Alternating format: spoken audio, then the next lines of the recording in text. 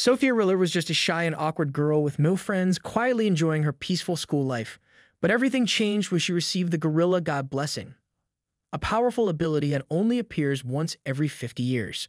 In this world, every person receives a blessing from an animal god when they turn 16. Today, it was Sophia Riller's turn.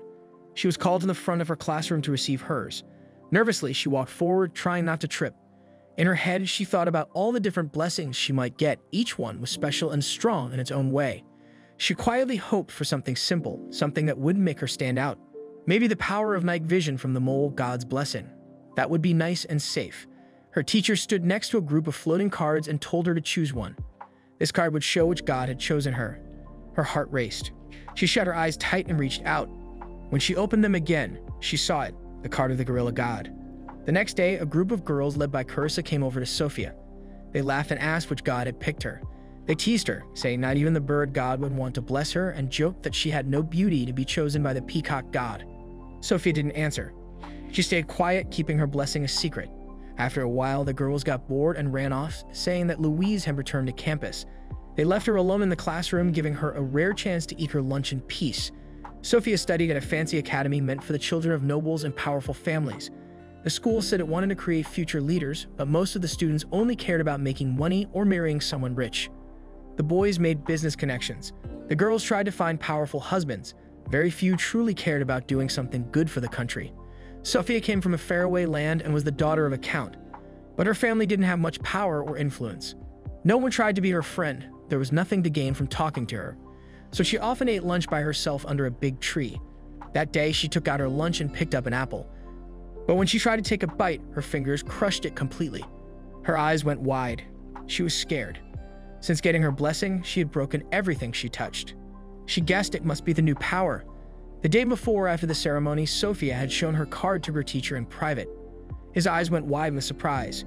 He gave her a warm smile and said she had been chosen by the gorilla god, a rare and powerful blessing that only appeared once every 50 years.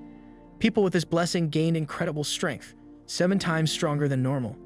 Even her grip became 10 times more powerful. Sophia's legs gave out and she fell to her knees. This wasn't what she had wanted. She didn't want to be noticed or given a power she couldn't control. Before she could say anything else, her teacher told her to come back the next day for a private meeting. He didn't explain why, but said it was important. Now, sitting under the trees, Sophia thought about that meeting. She tried to enjoy her lunch, but her mind kept drifting. A sudden rustling sound pulled her attention away. A squirrel had climbed down from the tree and was now staring at her with wide, curious eyes. She tilted her head, wondering why it was acting so strange. Maybe it was hungry. She took out a piece of bread and placed it gently on a handkerchief, leaving it behind as she stood up and walked away. The squirrel didn't touch the food. It just kept watching her, completely still. The day went by slowly, her mind still full of worry. When the final bell rang, instead of going home, she went to the headmaster's office. There she learned what her teacher had hinted at the day before. The Royal Knights were interested in her. They wanted her to take their entrance exam. The headmaster gave her a letter with all the steps she needed to follow. He spoke about duty and talent, saying her blessing was too rare to ignore. He told her that everyone who had ever received the gorilla god's blessing had become a knight. Inside, Sophia felt like she was falling apart. This was never her dream. She didn't want attention or to be forced into something so public. She imagined all kinds of terrible outcomes, disappointing her parents, being sent to a special school for failures, or becoming the center of gossip. Still, she stayed calm. She pretended to be okay with it. Sophia then asked the headmaster to keep her blessing a secret. He agreed, thinking she was just being humble and didn't want to brag. He even promised not to mention that the Royal Knights had scouted her, assuming she wanted to surprise everyone later. That afternoon, Sophia went back to her tree. The bread she had left earlier was gone, and only the handkerchief remained with a few crumbs. As she bent down to pick it up, she thought about the meeting. She was now on a path she never wanted, training to become a royal knight. But then a new idea came to her. What if she failed the exam on purpose? If she didn't pass, they wouldn't let her join, no matter how rare her blessing was. On the day of the test, Sophia got lost trying to find the training grounds. While wandering near the edge of campus, she saw an old man struggling with a broken wagon. One wheel was missing, and he didn't know how to move his heavy load. She hesitated. Helping him might get her noticed.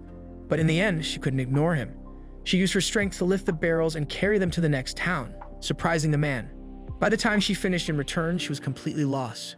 That's when Louise appeared. He saw she was confused and walked over. Sophia was stunned. not just because of how kind he was, but because of how handsome he looked. It was the first time she had ever been speechless around someone. She quickly explained her situation, and he pointed her toward the testing center. Before she left, he gently wiped her face, leaving her frozen. Then he wished her good luck and said they'd meet again soon. His words confused her, but she didn't have time to think about it. At the training grounds, she changed into her uniform and saw she was the only girl there. She still planned to fail, until she saw Luis arrive. He was going to be the one running the test. The first challenge was a 100-meter dash. A boy named Isaac volunteered to go first. He was fast, powerful, and serious. He finished in just 9.9 seconds, impressing everyone. Sophia felt relieved. Maybe now she could fail without drawing attention. When it was her turn, she walked to the starting line. Some of the boys laughed at her strange stance. She didn't care. She just wanted to run, lose, and leave. But as soon as she pushed off the ground, her body moved faster than she thought possible. The gorilla god's power took over. She flew down the track and crashed straight into the wall at the end, breaking through it. Everyone stared. The whole place went silent. Even Sophia stood frozen, shocked. For a moment, she had actually enjoyed it, letting herself use the power, and that realization scared her. The next test was rappelling down a tall tower. When she reached the top, the dizzying height made her stomach turn. The group hesitated, unsure of who should go first, until a boy named Eddie volunteered and even did a flashy flip on the way down. Then Sophia noticed Isaac standing off to the side, pale and tense. He admitted he was afraid of heights. She offered to go with him, promising to go first so she could catch him if anything went wrong. Touched by her kindness, Isaac smiled, but halfway down, a strong gust of wind hit. Isaac lost his balance and his safety gear snapped. Sophia acted without thinking. She grabbed him midair, trying to hold on, but the force ripped the anchor from the wall. They both fell. In the air, she turned, cradling Isaac tightly in her arms, and landed hard but safely, sending up a cloud of dust. Louise, watching nearby, looked stunned. Isaac, with tears in his eyes, thanked her. Whispers spread quickly about her bravery until Louise stepped in, quieting the crowd and reminding them the test wasn't over. Then he helped Sophia up and walked her to the infirmary. There, he noticed her injured palm and began cleaning it. He commented that the wound should have been much worse, considering the fall, and praised her strength, teasing that Isaac was probably already in love with her. Sitting quietly, Sophia found herself staring at Louise's face. She had always thought he was handsome, but up close she noticed even more: his long lashes, smooth skin, and the calm way he moved. When he looked up and caught her gaze, he gently asked if she was in pain. Startled, she quickly said no, flustered. She hadn't meant to stare and now felt embarrassed. Louise chuckled softly, a warm, easy sound that surprised her. In that moment, he seemed younger than she'd imagined, his usual seriousness replaced by a boyish charm. When she thanked him and tried to pull her hand away, he didn't let go. Instead, he held it gently between both of his hands, and the quiet warmth of the gesture left her speechless. The unexpected gesture caught Sophia completely off guard. She felt a little uncomfortable as Louis gently touched her injured hand. Clearing her throat, she softly called his attention. Louis blinked, clearly unaware of what he had been doing, and quickly pulled his hands away, looking embarrassed. It was a small thing, but Sophia noticed the slight change in him. His usual calm and polite expression slipped for just a moment, and she found herself quietly amused to see this rare, unguarded side of him. But that moment didn't last long. Louis quickly shifted the conversation, asking about her unusual strength and why she decided to join the night exam in the first place. Realizing that he might be asking too much, he quickly stopped himself, keeping any further questions to himself. He returned to his usual polite manners and simply offered his hand to help Sophia stand up. As they walked back to the training grounds, Sophia noticed that many of the examinees were already locked in mock battles, swords clashing in a flurry of movements. It became obvious that while she had been resting in the infirmary, the others had moved on to the next part of the test, and she had completely missed it. Her heart leaped with a flicker of hope. Maybe missing the test would mean she failed automatically, but that tiny hope was quickly replaced by a pang of disappointment. If she failed, she might never see Louis again. Sophia forced herself to stay calm.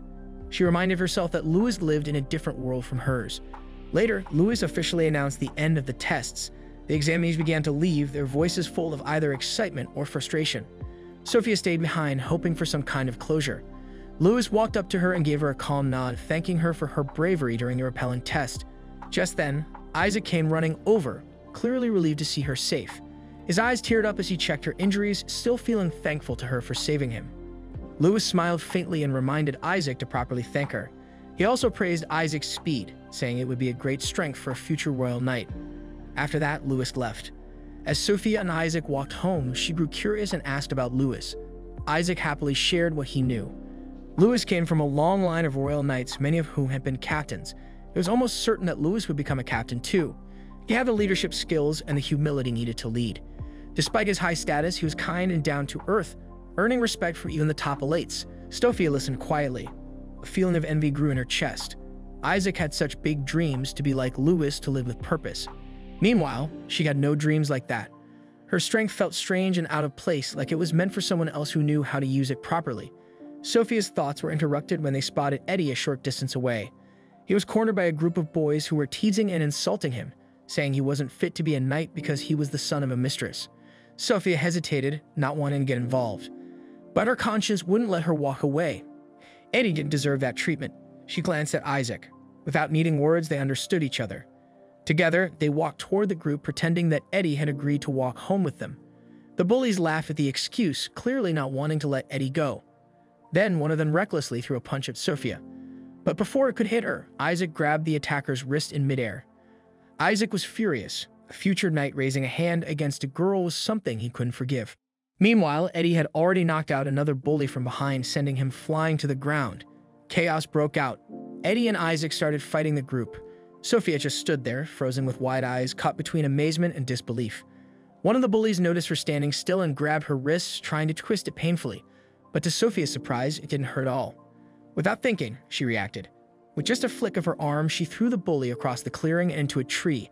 Everyone stopped fighting and stared at Sophia in shock. Trying to calm things down, Sophia quickly told everyone to stop and leave. Soon after, Sophia, Isaac, and Eddie walked home together quietly. The bullies had already picked up their injured friends and ran away without saying a word. Eddie joked that it was obvious Sophia had been blessed by the gorilla god. He said her amazing strength during the exam, especially outrunning Isaac, the fastest boy in the country, made it impossible to hide. His mood turned serious as he scolded Sophia for not realizing how lucky she was. He explained that the gorilla god's blessing gave her incredible strength. Even though he was annoyed, Eddie still thanked Sophia sincerely. Without her, they could have gotten seriously hurt. Isaac, still cheerful and friendly, officially reintroduced himself and said he hoped they could become close friends. He told the story of how he got his blessing from the dog god. Eddie didn't say anything about his own blessing. Sophia, feeling a little shy, told them her real name and asked for one favor: to keep her blessing a secret. Both boys agreed right away without any questions. When Isaac found out they were all 16 years old, he said it must be fate. He grabbed their hands and raised them into the air, dramatically declaring the start of their friendship. Even though Sophia smiled, deep down she felt guilty. She still planned to fail the path to knighthood, which meant she might have to leave her new friends behind. The next day at school, the headmaster called Sophia into his office. He told her she passed the exam even though she missed one test. Her other results were good enough. However, she would now have night training after school while still attending her regular classes. Later that day, back in class, the teacher introduced 2 new transfer students. All the girls gasped when Isaac and Eddie walked into the room. Sophia's eyes widened in shock. She tried to hide, but Isaac quickly spotted her and waved, calling out her name. Sophia gave a small, awkward wave back. All the other girls turned to stare at her, whispering among themselves. Sophia knew her quiet school life was officially over. During a break, Sophia pulled Isaac and Eddie aside into a quiet corner of the garden. She begged them not to tell anyone that she was a junior knight. Isaac looked confused, not understanding why she would hide something so honorable. Sophia fidgeted, not knowing how to explain that she didn't feel worthy compared to Isaac and Eddie, who everyone admired. Even though they didn't fully understand, both boys agreed to keep her secret. As they walked back through the courtyard, they heard noise near the school gate. A large group of girls had gathered, whispering and trying to see something. Curious, Sophia, Isaac, and Eddie peeked through the crowd and saw Lewis standing calmly in the middle. As soon as Lewis saw Sophia, he called out her name. The crowd went silent and dozens of girls turned to glare at her. Sophia's heart sank. Lewis walked over and congratulated Sophia, Isaac, and Eddie for passing their exams. But before he could say more, Sophia panicked. She covered his mouth with her hand to stop him from speaking. In her rush, she forgot about her strength. Embarrassed, she quickly let go and apologized. Lewis just laughed it off and asked if her hand was okay. Isaac and Eddie joined them, and Lewis warmly offered his help if they ever needed it. While the boys chatted, Sophia's mind wandered. She realized she had never really noticed Lewis before. Now she could feel everyone's stares burning into her, especially Carissa and her group. Back in class, Carissa and her friends cornered Sophia, demanding to know how she knew Lewis, Isaac, and Eddie. Sophia tried to downplay everything, saying they weren't that close. but the questions kept coming harsher each time. In desperation, Sophia said Louis was still outside. The girls rushed to the windows, giving Sophia a chance to escape. She ran to the cafeteria, feeling both relieved and exhausted. She grabbed a simple meal, just a bowl of soup and a couple of sandwiches, and found a quiet corner. But her peace didn't last. Isaac and Eddie found her quickly, sitting with trays full of food. They complained about all the attention they were getting, not realizing how much trouble it caused Sophia. They liked the spotlight, but Sophia had become a target for jealousy. Isaac noticed her small meal and tried to share his food, but she politely refused. She didn't want to draw more attention. Suddenly, they noticed someone walking toward them, Louis. Calm and confident, he carried a brown paper bag and went straight to their table. He greeted them casually and sat next to Sophia, ignoring all the stares from the cafeteria. He talked about the upcoming junior night induction ceremony, and Isaac and Eddie excitedly asked questions. Sophia, however, ate quickly and made an excuse to leave. Louis found it a little sudden, but wished her a good afternoon. Sophia hurried through the hallways, relieved to get away, but also feeling a little lonely. Before she could return to class, Louis caught up to her. Without saying much, he handed her the brown paper bag. Inside, he said, was a muffin he had bought just for her. He asked her to keep it a secret, saying he hadn't bought anything for Isaac or Eddie. As Louis walked away, Sophia felt a chill. She turned and saw Carissa and her friends lurking nearby, their sharp eyes staring straight at her and the bag. Carissa spoke first, demanding to know what was going on. Sophia froze, realizing her peaceful school life was truly over. During night training, Sophia's friends start to worry because she seems distracted. They don't know that she's still upset about what happened earlier. A group of fans of Louis had shown up at her dorm, asking about her relationship with him. To avoid trouble, Sophia lied and said she and Louis had known each other since childhood because their parents were friends. One of the girls, Carissa, accepted this answer but still called Sophia unrefined. That word stuck with Sophia all day. Even though Sophia managed to calm the situation, she couldn't stop thinking about what Carissa said. She started believing it was true. She thought about how she had always been messy, taller than most girls, and skinny. Now with the gorilla god's blessing, she was even stronger than before. It made her feel even more out of place. Compared to Louis, she thought she wasn't anything special. She believed girls like Carissa had more reason to feel jealous. Someone like her didn't deserve Louis' attention at all. Her thoughts were interrupted when Grandmaster Ernst arrived. He gathered everyone and congratulated them for passing the knight exams and being willing to serve the kingdom. He reminded them that knights should always act noble and look proper. Anything less would bring shame to the knights. His words made Sophia anxious. Everyone else looked proud to wear the knight title, but she felt like she didn't belong. Then Grandmaster Ernst pointed out her messy bangs in front of everyone. Sophia froze, shocked and embarrassed. That night, she stood in front of the mirror and tried to fix her bangs. But her attempt made things worse. The bangs turned out uneven, and she accidentally broke the scissors because of her super strength. The next day, she went into the royal capital to find a real hairdresser. The city plaza was full of life, but she ignored it, focused only on her hair problem. She stopped in front of a bakery, distracted by a strawberry tart in the window. That's when she heard a familiar voice. It was Louis. He was surprised to see her in the capital. Embarrassed, she quickly tried to hide her bangs. When Louis said he knew the city well, she asked if he could take her to a hair salon. Louis agreed and led her through the streets until they arrived at a small, quiet salon. The hairdresser looked more like a fighter than someone who styles hair. Still, Sophia sat down and removed the scarf covering her head. The man scolded her when he saw the messy bangs. She asked for a short haircut, but he got annoyed and asked Louis if a school party was coming soon. Louis said yes, so the hairdresser decided to keep the length but clean up the mess. Louis left afterwards since he had patrol duty. During the haircut, Sophia fell asleep. When she woke up, she looked in the mirror and was shocked. Her messy bangs were gone, replaced by a neat style that made her look soft and pretty. The hairdresser told her bluntly that she had a pretty face and would look amazing if she put in more effort. Before she could say anything, Louis came back and smiled when he saw her. He complimented the new look and seemed really happy about it.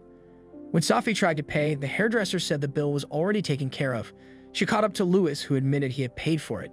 He said he felt responsible since he never mentioned her bangs before. He wanted to make up for that as her senior. As they walked through town, Sophia started to feel warm inside. Louis was always unexpectedly kind. When they passed the bakery again, she noticed Louis glance at the sweets with longing.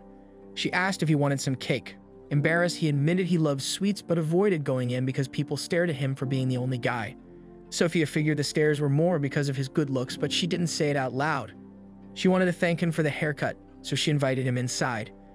Inside, Sophia noticed all the women staring at Louis. She tried not to feel awkward. She looked at him, his soft smile and calm face, and understood why everyone liked him so much. When it was time to order, she picked the strawberry tart she had wanted earlier. Louis surprised her by ordering a whole set of different desserts. He said he wanted to try them all. As they ate, Sophia watched Louis enjoy his sweets like a happy child. They talked about small things. She found out Louis wasn't even aware of how popular he was. He also said he wasn't engaged because he wanted to focus on his goals, though he didn't explain what those goals were. Then the mood shifted when Louis asked if she had been blessed by the gorilla god. He didn't pressure her, but the question made her nervous. She decided to tell the truth before someone else did. Looking down, she admitted she had the gorilla god's blessing. She apologized for being rough and unfeminine, saying she wasn't like a proper lady. Instead of judging her, Louis admired her. He said her kindness and selflessness might be the reason she got such a powerful blessing. His words surprised Sophia. He didn't see her strength as a problem. He said he knew her path would be hard, but he'd always support her. After they finished eating, they walked back together. Sophia walked a little behind, thinking deeply. She didn't understand why Louis was so kind to her. What made someone like him care about her?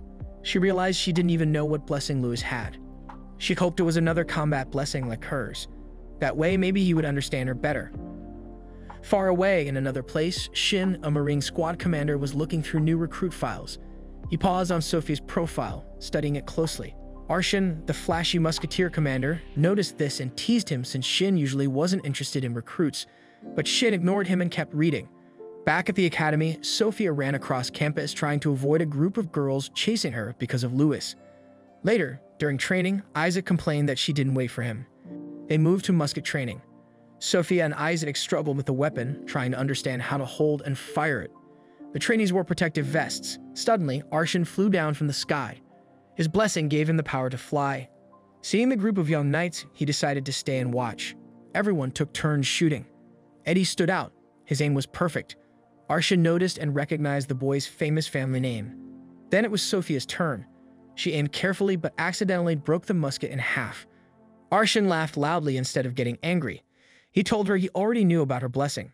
Sophia was shocked. Only a few people were supposed to know. At the end, Arshin gave a show. He flew into the air, looked at all the targets, and fired with perfect accuracy.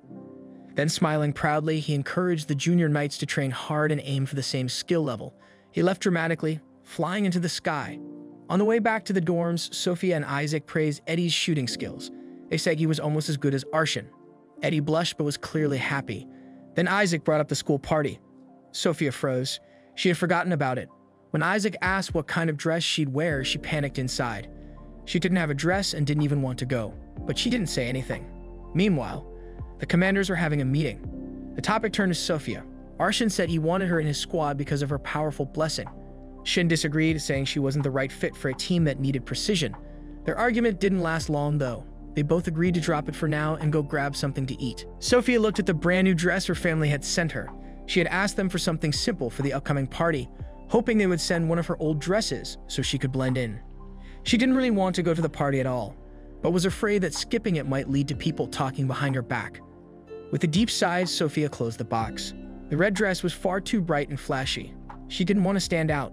When the party began, Sophia stood quietly in a corner wearing a plain blue dress she had owned since middle school. Across the room, Carissa spotted her. With her date, Leo Hart, by her side, Carissa walked over, a mocking smile on her face. Carissa loudly pointed out Sophia's old dress, making sure Leo and others nearby heard. Leo politely introduced himself to Sophia, but Carissa quickly reminded her that the party was for couples, hinting that Sophia didn't belong there alone. After a few more cruel comments about her dress and her being alone, Carissa walked away laughing. Feeling embarrassed, Sophia turned to leave. She picked up her pace, wanting to get out as fast as possible, but then she accidentally bumped into someone. Looking up, she saw Louis, who immediately noticed the tears in her eyes. Sophia tried to pretend everything was fine, saying she had something in her eye, but Louis didn't believe her. He offered to take her to the infirmary, and after hesitating, Sophia told him the truth. She didn't know she needed a partner for the party. Louis smiled kindly and after a short break, returned to the ballroom with her, now as her partner. Everyone started whispering as they entered together. Louis mentioned he hadn't heard anything about needing a partner either and was happy he found her. Sophia noticed people staring at them. She realized that even though many had talked about Louis coming, no one had actually invited him. They had only been curious about who he would choose to attend with. As she and Louis talked comfortably, Carissa and her friends watched angrily from afar. Wanting to embarrass Sophia again, Carissa sent one of her friends over with a drink. The girl pretended to be friendly but accidentally dropped the cup.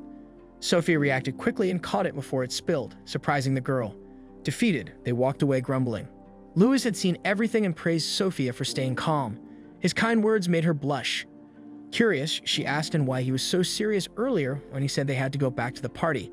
He quietly told her that there was a rumor about a bomb hidden somewhere nearby. It could be a joke, but because so many noble children were present, they had to take it seriously. The knights wanted to cancel the party, but the nobles refused.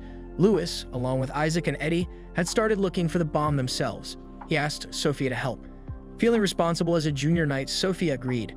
Louis smiled and offered her his arm, saying that it would seem strange if a party couple didn't walk arm in arm. Sophia was nervous but accepted.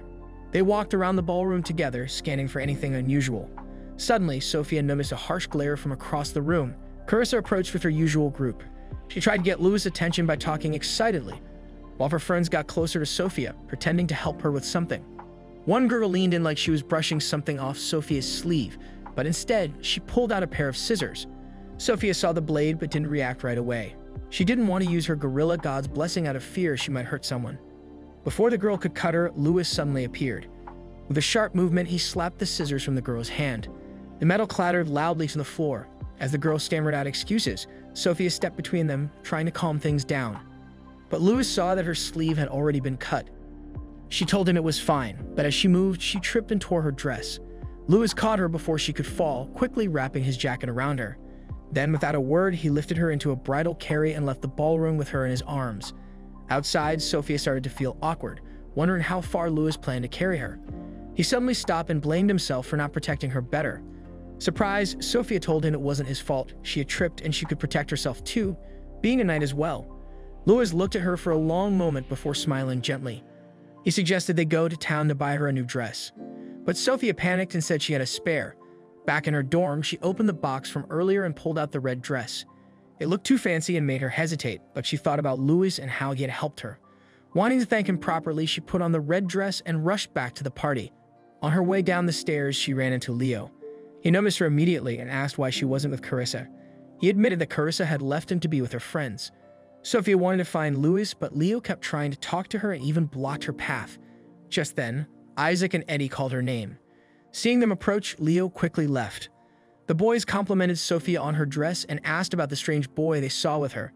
Then they told her more about the bomb threat and said they needed to find Louis. Sophia told them she already knew and that Louis was probably waiting near the ballroom. As she moved to leave, Eddie stopped her and pointed out she hadn't fixed herself up yet. Without warning, he began fixing her hair and makeup.